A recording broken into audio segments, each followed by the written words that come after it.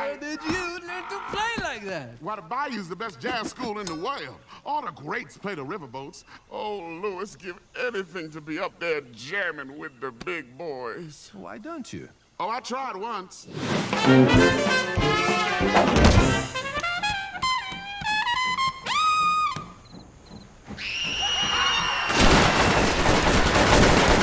It didn't end well. What a great film, and I guess the biggest thing I want to talk to the creators of the film about is the return to 2D animation. Right.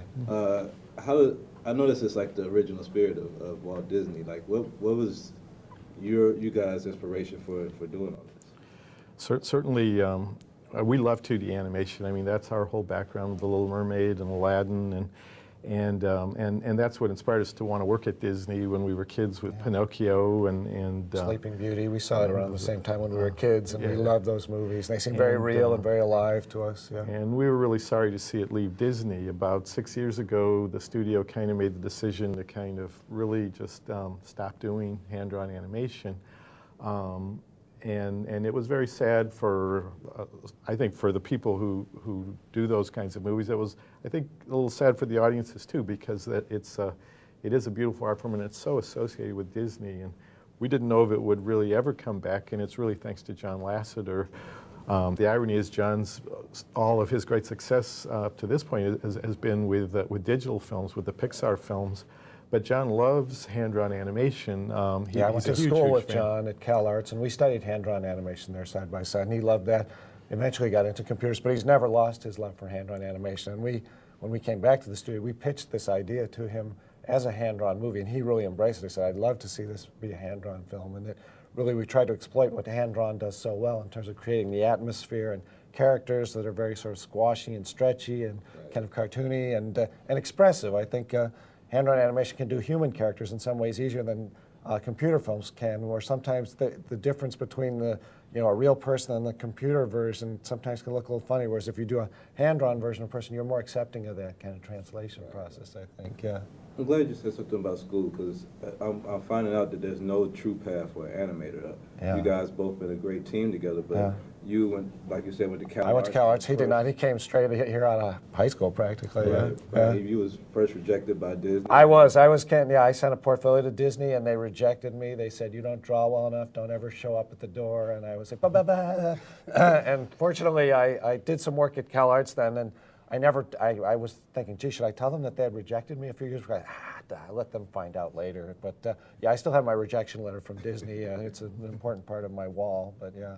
Yeah, but you got to keep at it, basically, obviously, in any of these things. Yeah, that's the important thing about hand-drawn animation. All art forms to some degree that it's sort of a mentoring type of animation where the older animators teach the younger animators how to do it. We learn from the older animators who taught us. Yeah. Now there are new people coming in, people in their 20s who really, really want to do this kind of animation and are really, really good at it. And now they're kind of being trained, and they made huge contributions to this movie. Yeah, we're kind of handing over the torch. Anyway, some of these animators are right out of school and they're in their 20s, and they were studying animation not knowing if they'd have an opportunity to really do hand-drawn animation again. It was great to give them that chance to apply their skills, and they're really talented young people, and I think they bode very well for the future of hand-drawn animation, the kind of talent those kids have, both men and women. There's some really talented young women animators, which is sort of something new around here, which is great, yeah. How about a little less picking and a... I know that tune! Dipper Mouth Blues!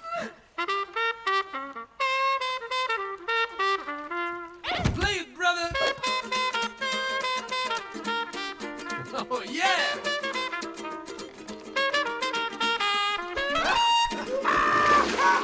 Where you been all my life? Where did you learn to play like that? Why, the Bayou's the best jazz school in the world. All the greats play the riverboats. Oh, Louis, give anything to be up there jamming with the big boys. Why don't you? Oh, I tried once.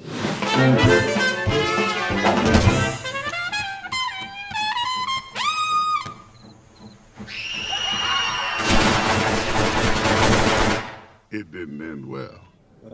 Well, as animators and filmmakers, you guys have worked on a lot of great pictures together already. But this picture, being set in New Orleans, I mean, you guys got to ride in the Mardi Gras. Oh, we did all that. We rode in the a lot of great research. How different was that as in the filmmaking process to have that live texture? It even was do Habitat for Humanity. Yeah, we did that Yeah, as well. we did that too. We did, yeah. It was fantastic. I mean, all the other films we've done have taken place in fantasy worlds. I mean, we did Hercules. It took place in Greece, but sort of very ancient Greece.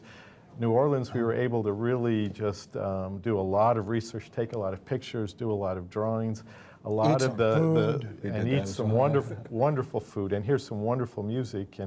And the city really is a character in the movie.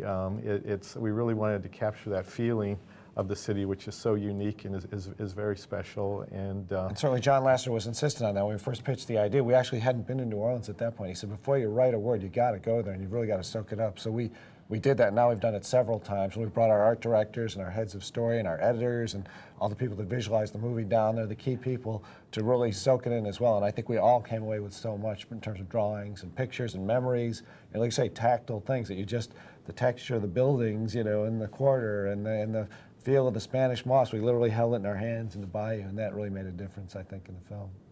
Well, I applaud you guys. Keep making great films. Okay. We'll keep watching. All right, thanks a lot. Thank you. Thank you, Jamaal. Yeah.